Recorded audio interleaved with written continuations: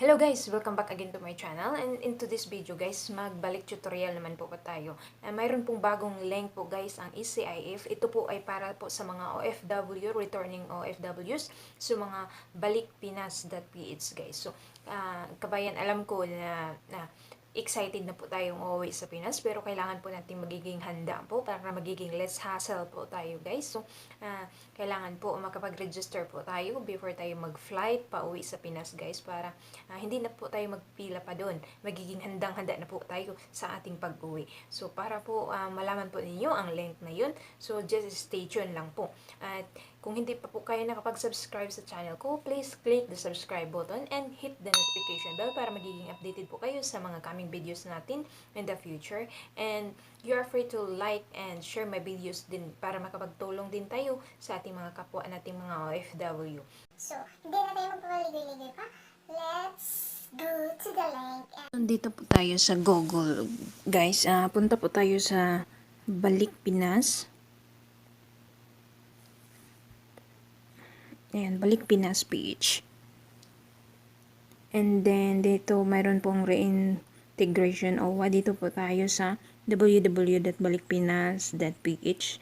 So, i-click po natin to.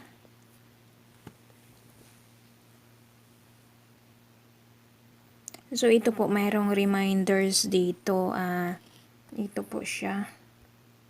So, Balikpinas.ph is online portal of one-stop shop to facilitate the conduct of COVID-19 testing primarily for returning overseas Filipinos upon their arrival in Philippines ports. Ayan. The personal information gathered shall be controlled and processed pursuant to Republic Act number 1133-2, otherwise known as the Mandatory Reporting of Notifiable Disease and Health Events of Public Health Concern Act, and in accordance with Republic Act number 10173, otherwise known as the Data Privacy Act, personal information given to OSS through Balikpinas.ph shall be treated with confidentially and in accordance with the standards prescribed by the National Privacy Commission. The accuracy of the information and personal data you will fill out through this portal is your sole responsibility. By proceeding to register, you confirm to have understood that the information given to the registration form is true, complete, and accurate. OSS shall not be liable for any claims, damages, and liabilities arising from any wrong and inaccurate information provided. So, sinasabi din po dito guys na kailangan po kung ano po yung pipil upan natin, kung ano po yung isusulat natin sa form. So, kailangan po true and complete and accurate. So, kailangan siya tama. So, kailangan kung ano yung ating ilalagay sa ating information box is true and correct spelling. So, punta tayo dito sa OK. So, ito po yung lalabas guys. So, ito po siya. Be registered, be home, info Balikpinas, .ph admin access. So, ito po yung one-stop shop OSS we hail as one. Be registered, be home, Balikpinas.ph. So, ito po siya guys. Ito po yung an online platform of one-stop shop for the registration and administration of returning overseas Filipinos and other persons for COVID-19 testing and response. So, mayroon po dito NAIA E-CIF register. Kung sa NAIA po tayo maglalanding, so please click the NAIA. Ayan. So, ayan po siya guys. So, i-click po natin yung NAIA. So, ayan. So, ito po yung lalabas guys.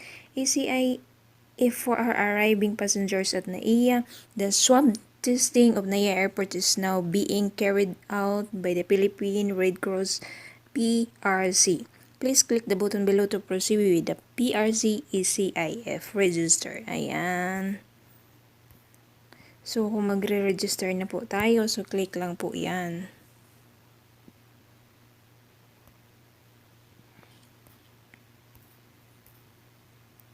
So, mayroon po dito nakalagay guys.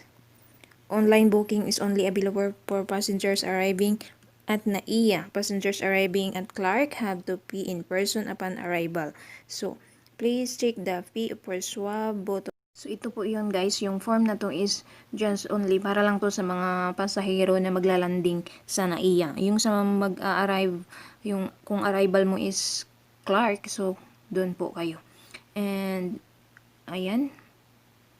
So, data privacy. I understand. So, kailangan natin siyang unawain. I should provide correct and true information to the best of my knowledge. I am fully aware that I can be held criminally liable for any misdeclaration or intentional non-declaration made here in pursuant to Republic Act number 1133-2 or the mandatory reporting of notifiable diseases and health events of Public Concern Act and other applicable laws and regulations. So, nauunawaan ko, meron po ditong translation in Tagalog, nauunawaan ko na kailangan kong magbigay ng tama at totoong impormasyon batay sa aking nalalaman.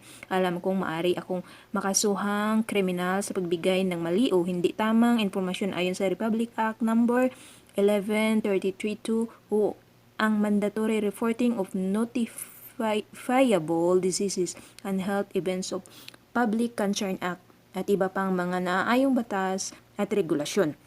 By filing and submitting this form, I agree to the above.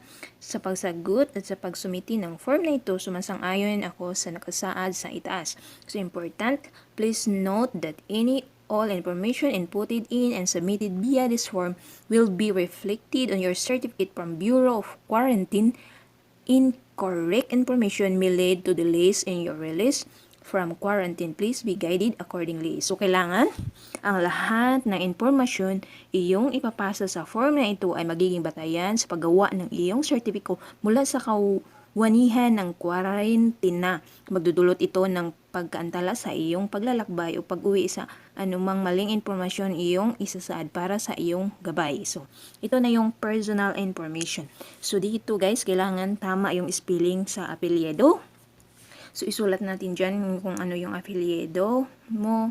And walang gaya-gaya guys ha. Kailangan sarili mong informasyon. So, personal information. So, ang una is apelyido. And then, pangalawa. So, dito, lalagay ang apelyido. And then, yung pangalan mo.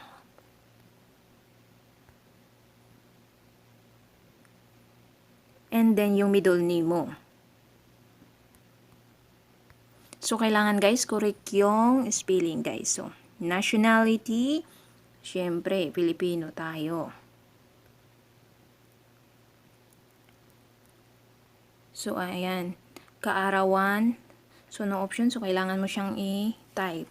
Yung birth date. Ang una is month. So, 10, 20, 9, 10, ito 7. So, walang gaya-gaya guys. Kailangan kung ano yung birth date ninyo. So, ayan siya, naka ano na siya, yung edad natin. So, yung PhilHealth number, kung mayroon kayong PhilHealth number. So, kung yung status ninyo, ilagay ninyo. Kung halimbawa single kayo, is ilagay ang single.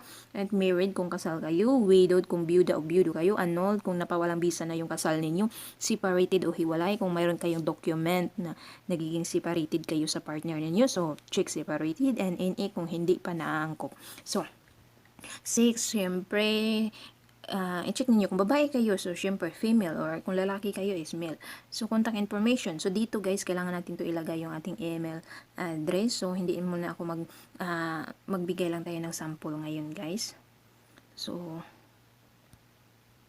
kasi hindi pa din naman ako magbabiyahe guys. Naghihintay pa ako sa release ng aking passport. So, dito yung phone number. If you don't have cell number, put the number of someone who knows you well and can contact you. So, pwede niyo ilagay yung number ng ano ninyo, yung parents ninyo, yung mga kapatid ninyo, as long as yung active contact talaga. Who owns the cell phone number? So, ilagay ninyo, patient on the cell phone number, someone else on the cell phone number, family member, manager, etc. So, kailangan ilagay. So, yung address, yung province natin. So, kailangan ilagay. And then, so, Ayan, province, region. So, kung saan man kayong region, guys, so ilagay po ninyo. And city, yung kung walang city, kayong city is lungsod, ilagay niyo barangay, house address, so yung tirahan, and then emergency contact, name of emergency contact, so parents ninyo or wife ninyo or husband ninyo or pwede mga kapatid ninyo. Number of emergency, so ilagay ang number na pwedeng matawagan in case of emergency. So employment information, I am a frontliner, a nurse, cashier. Kung hindi naman kayo frontliners, guys, so hindi kayo health workers, so wag niyo na yung pilapan. So occupation, kung OFW kayo, ilagay niyo OFW. So, employer name, pangalan ng amo, department and work, position, so work industry, kung saan kayo nagtatrabaho, country of employment, so ilagay yung bansa kung saan kayo nagtatrabaho.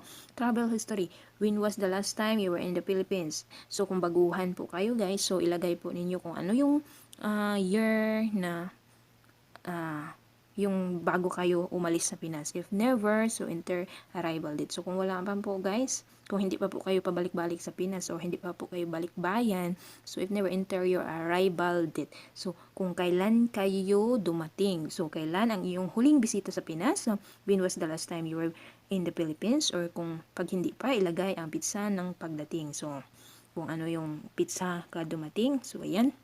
Date of departure, pizza ng pag-alis sa port of departure. So, ayan.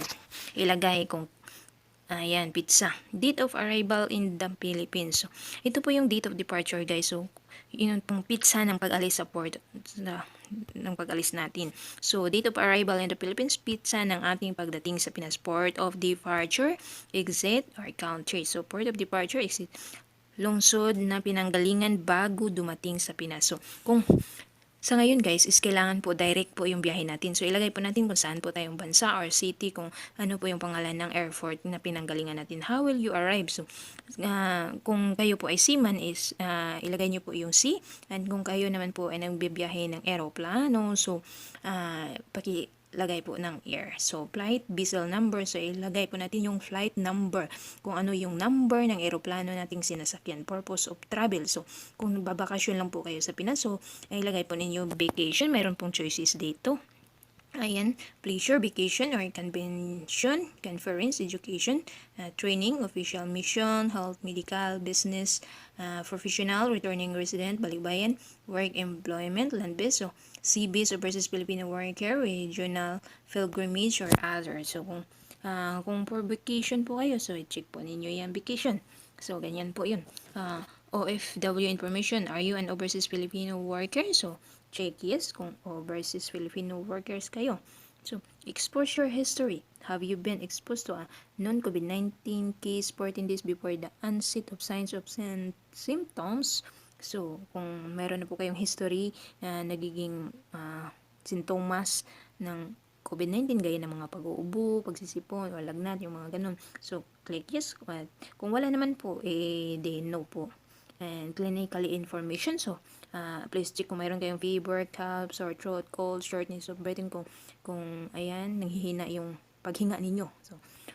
So i-check po ninyo. Kung wala naman po is, wala na po. Huwag mo nyo po diyang pilapan kung wala naman po kayong nararamdaman. So, current and previous condition illness. So, kung meron pa kayong current and previous condition illness, so check yes. Kung wala naman po is no.